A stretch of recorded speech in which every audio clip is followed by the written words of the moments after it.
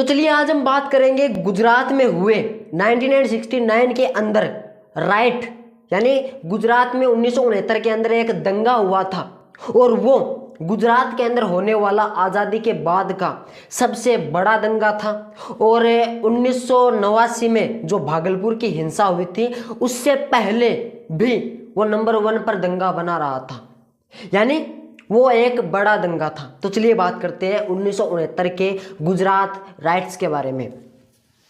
तो ये जो गुजरात में ये दंगों की परंपरा है ना, ये 1969 में नहीं थी बल्कि ये 1960 से शुरू हो गई थी। क्या है कि जब इंडिया आज़ाद हुआ था तब जब गुजरात था ना, तो गुजरात में ये दंगा बेसिकली हुआ था ये अहमदाबाद के अंदर। तब अहमदाबाद को जाति और धर्म के आधार पर बांटा गया था कि इतने हिस्से में मुसलमान, इतने हिस्से में हिंदू रहेंगे, यहाँ पे सिख, यहाँ पे वो, यानी कास्ट वाइज बांटा गया था अहमदाबाद को। लेकिन होता यह कि 1960 के अंदर जो अहमदाबाद है, जो गुजरात है, वहाँ पर कपड़ा मिल है ना, उसकी तादाद बढ़ जाती है, यानी कपड़ा मिल बहुत ज़्यादा संख्या में हो जाती है, तो वहाँ पर मजदूरों की ज़रूरत होती है। तो बाहर से जो प्रवासी होते हैं वो बाहर से अहमदाबाद के अंदर आते हैं, गुजरात के अंदर आते हैं, तो उनके अंदर ज़्यादा मुस्लिम्स थे, ज़्यादा मुस्लिम्स आते हैं। और मुस्लिम्स आते हैं तो इसके अंदर ये लिखा गया है कि 1960 से 1971 के दौर के अंदर, यानी 1960 से 1971 के अंदर जो अहमदाबाद है, जो गुजरात है, वहाँ पर 38% जनसंख्या में वृद्धि हुई थी, यानी 38% जनसंख्या बढ़ी थी गुजरात के अंदर। और इसी कारण जो गुजरात था उसके पूर्वी हिस्से में मलिन नाम की बस्तियां बहुत ज्यादा बढ़ने लगी थी, यानी वहां पर जो मुस्लिम थे ना वो रहा करते थे, मलिन नाम की बस्तियां बन चुकी थी वहां पर पूर्वी हिस्से में, अहमदाबाद के पूर्वी हिस्से में हो गया। अब 1960 से गुजरात के अहमदाबाद के अंदर जनसंख्या बढ़ रही थी और दूसरी तरफ जो 1960 का मिड था, जो 1960 का मध्य वाला, यानी 1960 जब बीच में था ना, तब वहां पर 7 बड़ी मिलें बंद हो गई थी, यानी 7 बड़े कारखाने बंद हो गए थे अहमदाबाद के अंदर। तो कुल 17,000 श्रमिक, 17,000 मजदूर अपनी नौकरियों को छोड़ चुके थे, यानी उनको नौकरियों से निकाल दिया गया था, या फिर ये कह दीजिए कि जो मिलें बंद हुई थी उसके वजह से उनकी नौकरियां छूट गई थी 17,000 श्रमिकों की। और उनमें से सबसे ज्यादा हिंदू श्रमिक थे, मुसलमान श्रमिक कम थे और हिंदू श्रमिक सबसे ज्यादा थे। अब ये 1960 से चल रहे हैं, ये छोटे मोटे झगड़े चले आ रहे हैं हिंदू मुस्लिम्स के बीच में। 1960 से पहले तो बहुत ज़्यादा कम थे ही नहीं, लेकिन 1960 के बाद में जैसे जैसे जनसंख्या बढ़ रही थी वैसे वैसे दंगे भी बढ़ रहे थे। तो हम बात कर रहे हैं बेसिकली 1969 की, 1969 की। तो हम इससे पहले एक और बात कर लेते हैं। एक बात ये करनी है कि दिसंबर 1968 के अंदर हिंदू और मुस्लिम अलग अलग भाषण दे रहे थे। हिंदू के बड़े बड़े जो राजगुरु थे, जो नेता थे, वो अपने साइड से भाषण दे रहे थे कि हमको हिंदुत्व को बढ़ाना है, और जो मुस्लिम्स के अंदर जो भी मौलवी साहब थे, जो भी उनके बड़े बड़े नेता थे, वो अपनी तरफ से भाषण दे रहे थे कि हमको डटकर रहना है। तो 1968 के दिसंबर के अंदर से बहुत ज़्यादा हिंसक प्रवृत्ति हो गई थी हिंदू एंड मुस्लिम्स के बीच में। अब बात आती है 3 मार्च 1969 की, यानी 3 मार्च 1969 की। तो उस वक्त जो अहमदाबाद है उसके अंदर एक कालूपुर टावर नाम का एक यातायात पुलिस चौकी है। तो उस पुलिस चौकी के पास में बहुत ज़्यादा ट्रैफिक जाम लगा हुआ था 3 मार्च 1969 की शाम को, या फिर दिन को, कुछ भी समझ लीजिए। तो एक हिंदू पुलिसकर्मी जो वहां पर उस कालूपुर टावर के पास उस यातायात को कंट्रोल में कर रहा था, तो वहां पर एक ठेला था। वो हिंदू पुलिसकर्मी उस ठेले को हटाने की कोशिश करता है, या फिर ये कह दीजिए कि उस ठेले को अपने आप हटाता है। तो उस ठेले के अंदर मौजूद एक कुरान की एक बुक होती है, जो मुस्लिमों के लिए पवित्र ग्रंथ होता है कुरान, उसकी एक बुक होती है। तो वो बुक उस ठेले से नीचे पड़ जाती है। तो वहां पर एक छोटा सा मुस्लिमों का गुट उपस्थित था। तो जैसे ही वो कुरान की एक बुक नीचे पड़ती है, वैसे ही वो मुस्लिमों का गुट उस हिंदू पुलिसकर्मी के ऊपर चढ़ाई कर लेता है, और वो गुट उस हिंदू पुलिसकर्मी से कहता है कि से सॉरी, माफी मांगो, कुरान को तुमने नीचे पटकाया है, नीचे गिराया है, तो माफी मांगो। जी हाँ, ये सही था, उसको माफी मांग लेनी चाहिए थी। बिकॉज एक धार्मिक ग्रंथ, एक स्पिरिचुअल बुक जो नीचे गिर चुकी थी, उसको माफी तो उसको माथे से लगा के, उसको प्रणाम करके, उसको अदब से उठा करके माफी मांग लेता, लेकिन माफी नहीं मांगी, नहीं मांगी, नहीं मांगी। तो जो मुस्लिम जो गुट था वो धीरे धीरे बढ़ने लगा, बहुत ज्यादा मुस्लिम्स वहां पर इकट्ठा हो गए। अब वहां पर उस मुस्लिमों के गुट को रोकने के लिए 12 पुलिसकर्मी आए, तो मुस्लिमों के गुट ने उन 12 पुलिसकर्मियों को धो दिया, और अंततः जिस पुलिसकर्मी ने उस कुरान की बुक को गिराया था या फिर गलती से गिर गई थी, तो उस पुलिसकर्मी को वहां की न्याय व्यवस्था ने उन मुसलमानों से 2 बार माफी मांगने की सजा सुनाई कि उन मुसलमानों की बस्ती में जाओ और उनसे 2 बार माफी मांगो। अब ये कांड हो गया। अब इसके लगभग 2-3 महीने बाद, ये बात है 4 सितंबर की, तब अहमदाबाद के अंदर ही एक स्थान पर रामलीला का एक कार्यक्रम हो रहा होता है, और वहां पर बहुत ज्यादा भीड़ हो रही होती है। तो उस भीड़ को कंट्रोल में करने के लिए एक मुस्लिम सब इंस्पेक्टर जाता है। तो वहां पर वो भीड़ को कंट्रोल करने के लिए इधर उधर जाता है, उनको रोकने की कोशिश करता है। तो गलती से उसका पैर एक टेबल से टच हो जाता है, और उस टेबल के ऊपर एक आरती की थाली रखी होती है और रामायण की एक बुक रखी होती है, तो वो गिर जाती है। और यहाँ तक कि इस आर्टिकल में तो ये भी लिखा गया है कि वो पुलिस वाला उस रामायण की बुक को लात और मारता है, इसके अंदर ये लिखा गया है, मैं नहीं कह रहा हूं। तो ये सारी घटना होती है। तो जो हिंदू होते हैं ना, वो उस मुस्लिम सब इंस्पेक्टर को घेर लेते हैं, कहते हैं से सॉरी, अब तुम भी माफी मांगो। अब नहीं होता, नहीं होता, नहीं होता। अब वहां पर वो अपने आप सल्ट जाते हैं, सल्ट लेते हैं आपस में, ठीक है। ये 2 घटनाएं हो गई। अब यहां से धीरे धीरे दंगे बढ़ने शुरू हो रहे थे, धीरे धीरे धीरे धीरे धीरे धीरे धीरे। अब उस 4 सितंबर वाली घटना के जस्ट 14 डेज आफ्टर, यानी 14 दिनों के बाद होता है वो महाकांड जिसकी आज के इस वीडियो में बात करने वाले थे।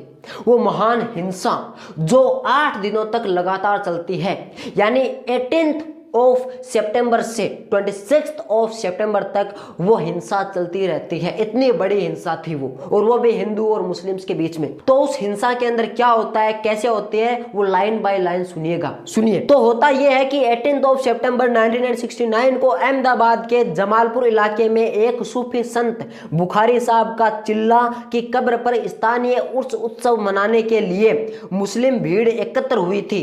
जब पास के जगन्नाथ मंदिर के साथ उन्होंने अपनी गायों को भीड़ भरी सड़कों से मंदिर परिसर में वापस लाने की कोशिश की, तो कुछ मुस्लिम महिलाएं घायल हो गई। कथित तौर पर गायों ने कुछ गाड़ियों को भी क्षतिग्रस्त कर दिया जिन पर मुसलमान सामान बेच रहे थे। इसके कारण हिंसा हुई, जिसमें कुछ मुस्लिम युवकों ने साधुओं पर हमला किया और उन्हें घायल कर दिया और मंदिर की खिड़कियों को क्षतिग्रस्त कर दिया। हिंदू मंदिर के महंत पुजारी सेवादास जी एक विरोध उपवास पर चले गए, जिसे उन्होंने एएम के नेतृत्व में 15 सदस्यीय मुस्लिम प्रतिनिधि मंडल के बाद छोड़ दिया। पीरजादा ने उनसे मुलाकात की और माफी मांगी। हालांकि बाद में मंदिर के पास एक दरगाह है जिसे कब्र कहते हैं, को कुछ हिंदुओं द्वारा क्षतिग्रस्त कर दिया गया था। इलाके में बड़ी संख्या में मुस्लिम प्रदर्शनकारी जमा हो गए। 19 सितंबर की दोपहर 2500 से 3000 मुसलमानों की भीड़ ने फिर से मंदिर पर हमला कर दिया। इसके बाद अफवाहें फैल गई और हिंसा बढ़ गई, जिसके परिणाम स्वरूप क्षेत्र के आसपास आगजनी, हत्या और पूजा स्थलों पर हमले की कई घटनाएं हुई। शहर के पूर्वी इलाकों और उसके उपनगरों में मुसलमानों ने सुरक्षित क्षेत्रों के लिए अपने घरों से भागना शुरू कर दिया। उन्हें ले जा रही कई ट्रेनों को रोका गया और उन पर हमला किया गया। 19 सितंबर की शाम को कर्फ्यू लगा दिया गया और अगले दिन हिंसा को नियंत्रित करने के लिए सेना को बुलाया गया। 19 से 24 सितंबर के दौरान 1514 लोग मारे गए। इस अवधि में मुख्य रूप से हिंदुओं के 6123 घरों और दुकानों को नुकसान पहुंचाया। 19 सितंबर की सुबह विभिन्न समाचार पत्रों ने अपने पाठकों को अलग अलग विवरण दिए, जिससे भ्रम पैदा हुए और दोपहर के दौरान उत्तेजक अहस्ताक्षरित हैंडबिल प्रसारित किए गए, जिसमें मंदिर में हिंसा के बारे में बढ़ा चढ़ाकर बताया गया। सरकार और मुस्लिम नेताओं द्वारा शांति की अपील अगले दिन ही प्रकाशित की गई। लेकिन इस बीच भीड़ का गुस्सा बढ़ रहा था। कुछ इलाकों में रात 10 बजे से सुबह 7 बजे तक कर्फ्यू लगा दिया गया, जिससे शहर के बाकी हिस्से असुरक्षित हो गए। 20 सितंबर 1969 की दोपहर में एक युवा मुस्लिम व्यक्ति ने हिंदुओं द्वारा अपनी संपत्ति के विनाश से नाराज होकर घोषणा की कि वह बदला लेगा। गुस्साई हिंदू भीड़ ने उसकी पिटाई की और उससे जय जगन्नाथ चिल्लाने को कहा। मुस्लिम व्यक्ति ने कहा कि वह मरना पसंद करेगा। इसके बाद भीड़ ने उस पर पेट्रोल छिड़क कर उसे जलाकर मार डाला। 22 सितंबर को होने वाला नगर निगम उपचुनाव स्थगित कर दिया गया। अगले दिन पहली कर्फ्यू ढील के परिणाम स्वरूप पहले 3 घंटों के भीतर 40 मौतें हुई। दंगों के चरम के दौरान महिलाओं के साथ बलात्कार किया गया, उन्हें नग्न किया गया और बच्चों को पीट पीट कर मार डाला गया। भाग रहे मुसलमानों से भरी 4 अलग अलग ट्रेनों को रोक दिया गया, यात्रियों को बाहर निकाला गया और मार दिया गया। 23 सितंबर तक अहमदाबाद पर सेना का नियंत्रण हो गया, लेकिन इसके बाद भी हिंसा की छीटपूट घटनाएं जारी रही। 15,000 से अधिक लोग विस्थापित हुए, 3,669 घर जला दिए गए और 2,317 अन्य लोग अन्य तरीकों से नष्ट हो गए। 23 तारीख से पहले हिंसा पर पुलिस की प्रतिक्रिया कमजोर थी। कर्फ्यू स्थानीय सरकार द्वारा लगाया गया था, लेकिन पुलिस द्वारा इसे लागू नहीं किया गया था। इसके अलावा गोली मारकर हत्या करने के आदेश के बावजूद पुलिस केवल लाठियां लेकर आई, जिससे हिंदू दंगाइयों को कई दिनों तक हिंसा करने का मौका मिला। इसके अलावा पुलिस अधिकारियों पर हिंसा में भाग लेने का आरोप लगाया गया।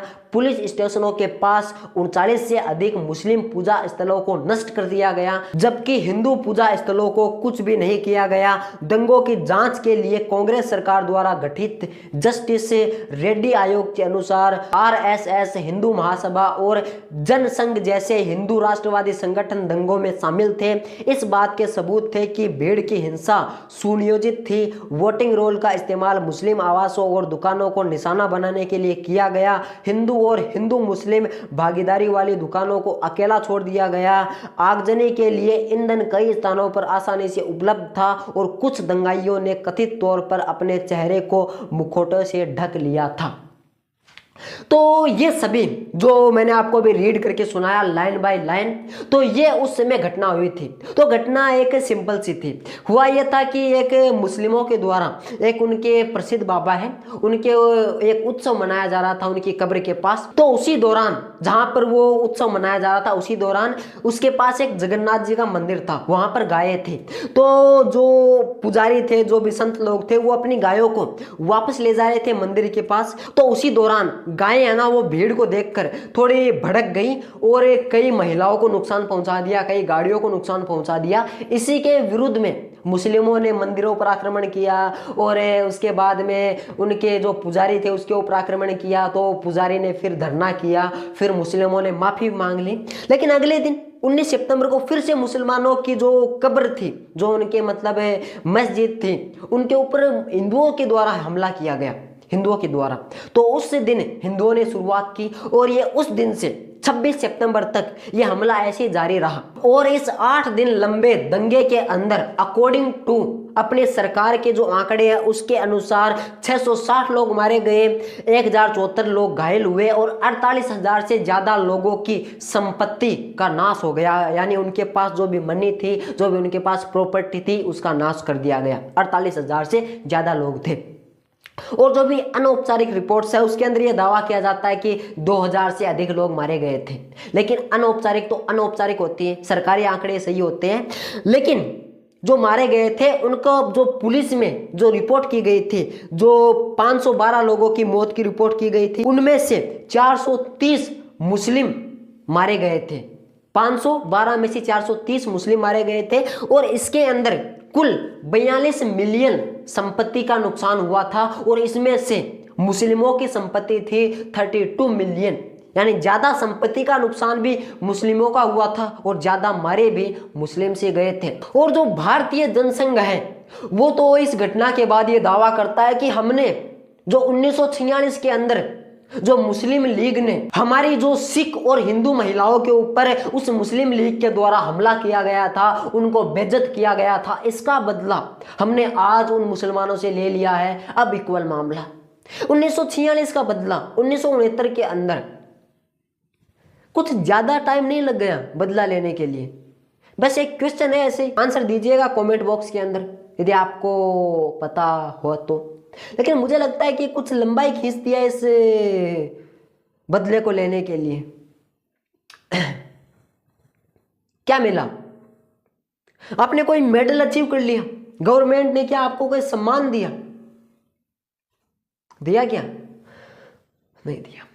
और आखिर में दोषी पाया गया हिंदुओं को, इसके अंदर ये साफ तौर से लिखा गया है। तो आप डिस्क्रिप्शन बॉक्स के अंदर जाइए, वहां पर लिंक है इस पूरे आर्टिकल की, क्लिक कीजिए और पढ़ लीजिए क्या दोषी सच में हिंदू पाए गए थे। आप मेरी बात तो मानेंगे नहीं। तो इसके अंदर तो यही लिखा गया है कि दोषी पाए गए थे हिंदू हिंदू हिंदू। तो चलिए आज के इस वीडियो के लिए बस इतना ही। मिलेंगे अगले वीडियो के अंदर किसी नए इतिहास की घटना को खंगोलने के लिए। मेरे साथ तैयार रहिएगा। तो चलिए तब तक के लिए जय श्री कृष्णा, जय हिंद, वंदे मातरम।